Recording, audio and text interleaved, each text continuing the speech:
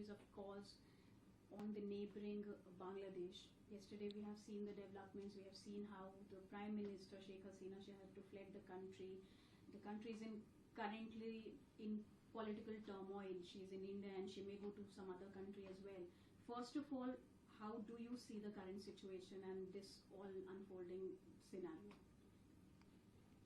Yeah, we knew that during Sheikh Hasina's time, over a period of about a decade, this Bangladesh was developing fast. The situation was very good. We never thought that something like this will happen.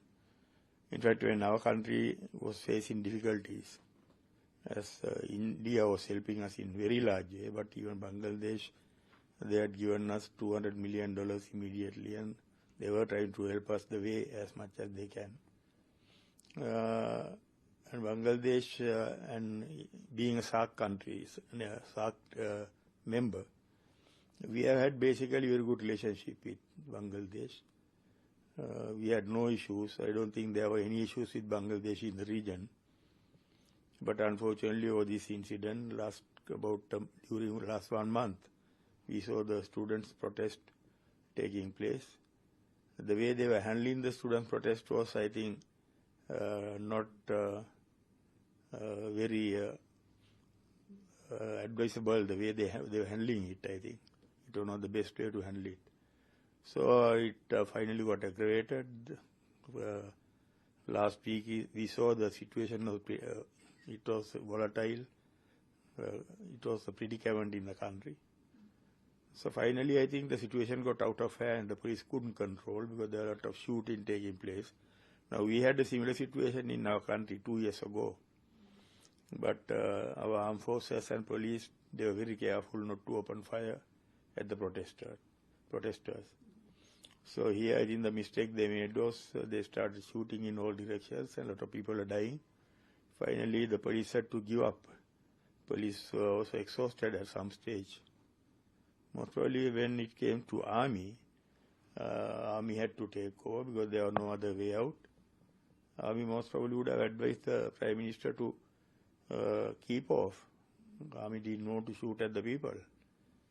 Army is there basically in any country to protect the people, protect the sovereignty, protect the territorial integrity, not to protect the politicians basically. So Army commander most probably would have said that we heard that he had given some limitations, some limits, time limits and all that, asking Prime Minister to step down. So it has happened now. I think India is very concerned about it. In fact, yesterday we had a meeting with the External Affairs Minister. Even that meeting was cancelled because they were, I think, 24 hours busy with this, what happened in Bangladesh. So as you rightly mentioned, 2 years ago we saw the similar kind of things in Sri Lanka where India actually helped economically. So the situation in Bangladesh that is unfolding, what impact and what implications would this have on the region, especially in Sri Lanka and India, which are very close neighbors of it? Yeah, now it looks like the army has taken over. I don't know what is happening today, but up to yesterday, the situation, finally the army had to intervene, the army had to take over the situation. So this region, basically we cherish the democracy. We uphold the democracy. So even in our neighboring countries, in the past we could see the military rulers controlling countries, but I think about last 2 decades, most probably, or 1.5 decades, democracy prevailed in the region. So as fast as possible, we hope and pray that the Bangladesh will get back to normal, because even any of these countries in the region will not be happy to see a military rule taking place in the region.